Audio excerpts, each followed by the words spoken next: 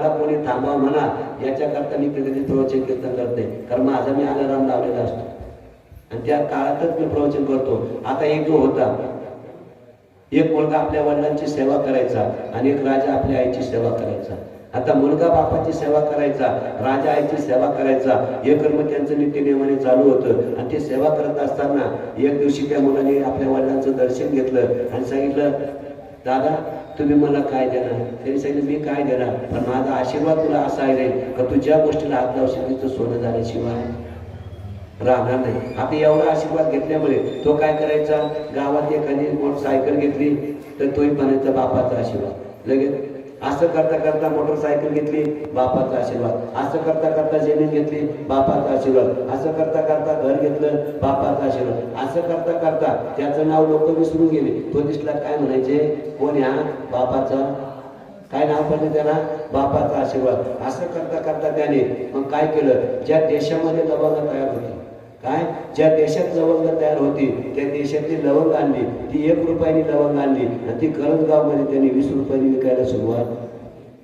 केली. आता किती रुपयाचा फायदा झाला, 19चा नाही, कारण अन्य देण्याचा खर्च आपला राहिलाय ना, म्हणजे तरी 10-12 रुपयाचा त्याला काय झाला, फायदा झाला. आणि असं करता करता त्याचा काय झाला, व्यापार अतिशय जोरात चालायला लागला. मसाल्याच्या पदार्थामध्ये लवंग जर नसेल तर त्या मसाल्याला जशी किंमत नाही, तसं या मसाल्यामध्ये जर भगवंताची लवंग नसेल तर हा मसाला सुद्धा काही कामाचा नाही. आणि मग असं करता करता त्याची इतकी वृद्धी झाली, सगळं चाळीसगाव तालुका, नाशिक जिल्हा सगळीकडे त्याचं हे झालं, पूर्ण महाराष्ट्रात त्याचा सण झाले. आणि मग मात्र त्यांनी ठरवलं, बापाच्या आशीर्वादाचं आपण चांगलं सगळं अनुभवलं, आता आपल्याला काय करायचंय, हे सगळं वाटलं करायचंय. मग त्यांनी ज्या देशातून 1 रुपयाला लवंग आणली त्याचे पोतेचे पोते भरले, इथून मुंबईला एसटीने नेले, तिथून लगेच जहाजामध्ये ते टाकले. आणि ज्या देशातून लवंग आणली, आता मला सांगा, इथं 20 रुपयाची लवंग जी होती, ज्या देशात लवंग 1 रुपयाला, त्या देशातली 1 रुपयाला घेतलं जाईल का, तर ती 70-80 पैशांची घेतील. सोनं आता घेऊन बाहेर निघा आणि परत सोन्याच्या दुकानात जा, तो डायरेक्ट सांगा काय लागेल ना, काय उतरलं, फक्त पायऱ्याच उतरलं तरी तो बोर्ड लावल्याशिवाय राहत नाही. आणि असं करता करता त्याला वाटलं चला आपण नुकसान, मग तो जहाज घेऊन तिकडे जायला लागला. पण ज्या राजाला आईचा आशीर्वाद होता आणि त्या आईने त्याला एक अंगठी काय दिली होती, सप्रेमे, आणि ती अंगठी घेऊन तो राजा जेव्हा तिकडून येत होता आणि त्याच्या राजाबरोबर काय, तो राजा होता, 4-5 जण त्याच्या बरोबर होते आणि त्यांच्या हातात काय होती, काय होती, त्यांच्या म्हणजे बंदूक नव्हती, तलवार नव्हती, त्यांच्या हातात काय होत्या, चाळण्या. त्या चाळण्या कशा करता होती, तर त्या राजाची अंगठी जी होती आईने दिलेली, ती अंगठी कुठे हरवली होती, समुद्रात. आणि समुद्रात हरवल्यामुळे जोपर्यंत ती अंगठी सापडत नाही तोपर्यंत आपल्याला काही चांगलं जीवनात होणार नाही. म्हणून तो अंगठी शोध करता आला. याचंही जहाज इकडून आलं, राजाचंही जहाज इकडून आलं. आणि जेव्हा त्यांची दोघांची भेट मिळाली, त्यांनी एकमेकाला रामराम केला, शामशाम केला आणि सांगितलं इकडे येण्याचं कारण काय. तेव्हा त्या मुलाने सांगितलं, माझ्या बापाचा मला आशीर्वाद आहे आणि मी आता हे लवंगा विकण्याला चाललोय. ज्या देशात लवंग निर्माण होती, मला याचं काय करायचंय, माझ्या आयुष्यात पूर्ण तोटा करायचाय, मला आता काही शिल्लक ठेवायचं नाही, पण मला बापाच्या आशीर्वादाची ताकद बघायची म्हणून मी चाललो. असं करता करता त्या राजाने जसं त्याला विचारलं तसं त्या मुलाने त्या राजाला विचारलं, इथं तुमचं येण्याचं कारण काय.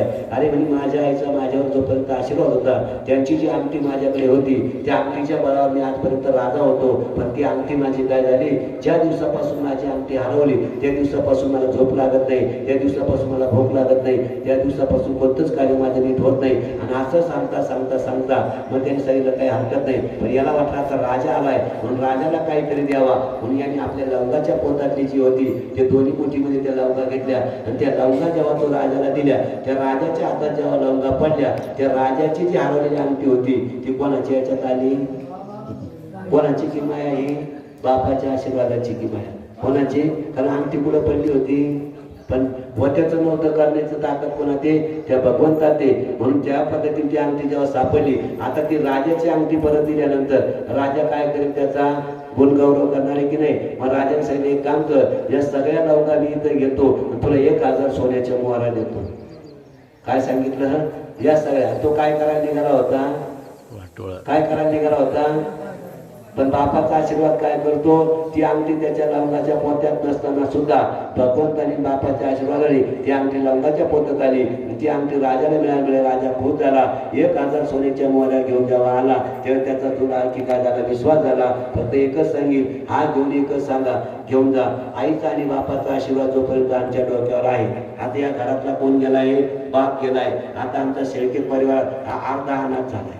किती अर्धा अनाथ झालाय. ज्या दिवशी आमची आई आणि बाप निघून जातात त्या दिवशी कारण स्वामी तुम्ही जगाचा आई विना भिकारी म्हणून जीवनामध्ये हे यायला नको. म्हणजे पांडुरंगाचे आपण आषाढीची वारी करतो तशाच पद्धतीने या मुलाने आज आपल्या बापासाठी हे वर्ष श्राद्ध म्हणजे याच्यासाठी केलंय. म्हणून काय आज आपण या ठिकाणी ही प्रवचन रूपी सेवा घेतली. कारण माझ्या वडिलांची मिरासी का देवा, काय याच्या वडिलांची मिरासी आहे आणि माझ्या वडिलांची मिरासी का देवा, तुझी चरण सेवा पांडुरंगा. आणि याच्याकरता हे प्रवचन ठेवून उपास पारणे राखीला दारवंटा केला भगवंता आम्हाला लागे. आणि अशाच पद्धतीने त्या मुलाला एकच विनंती करेल, हे एकच पुण्यस्मरण न करता जेवढे पुण्यस्मरण करायचे गावातलं भजनी मंडळ घेऊन का तू भजन कर, परंतु मात्र आपल्या वडिलांना विसरू नको.